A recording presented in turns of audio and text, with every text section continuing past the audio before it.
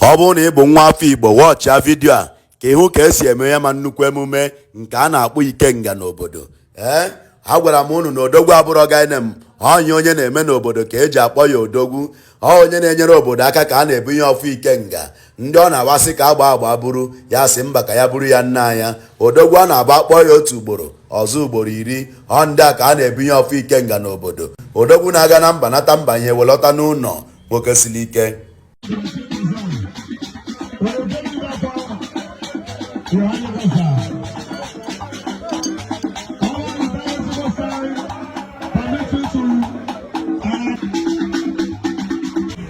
For 26 December 2005, our police and clan.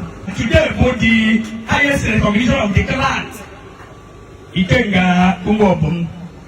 Ikenga Umobum, you were a lot of privileges and the rights as Ikenga Umobum. You were office, you were staff. Recognition paper, were staff of office. I live back I think that today, let's sample the staff for it. Everyone staff. Recognize and make a government. He will staff of office, he will staff of recognition. As he can do more of them today. Okay, many even do more of them. He can go over them apart from government appointee, apart from the chairman of local government, apart from the general president of the Republic Assembly. Even at the committee, as he can go over them, call your DC shop over there. I say it. You are right. You are right. He can go over. Offense against integration also. Anything about that, we don't have government council of Nese. We got a council of council of Nese. Oluzona council of Nese, and he was a council of Nese. All the charity is now. The center of the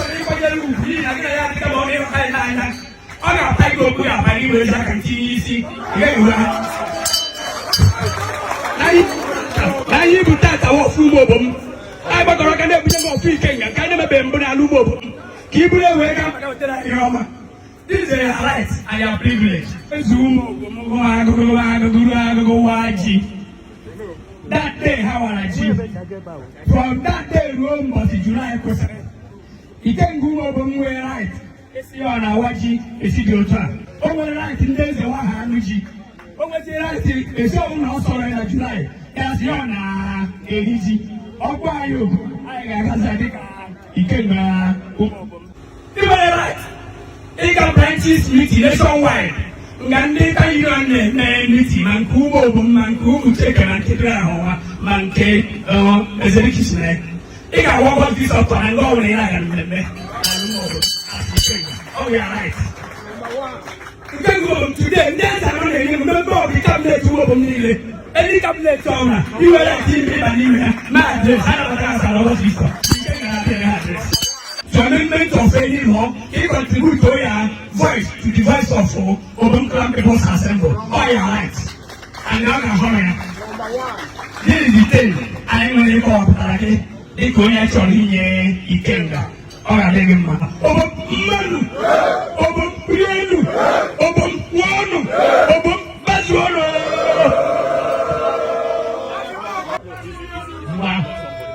Pina, Udo.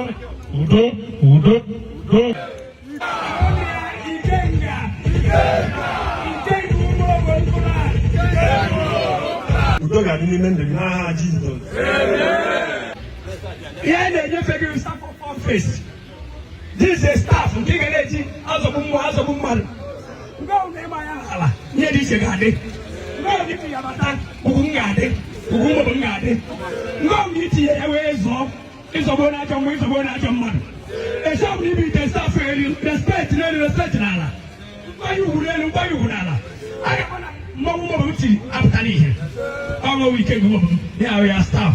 All right, they give ma na hankina, nan kokora nan kemon so. Johnny Ikenga. Iwonye kai. Ndezi umo bamuso mjite kiji. Wesa fi ketia na hankina, nan kokora nan kemon so.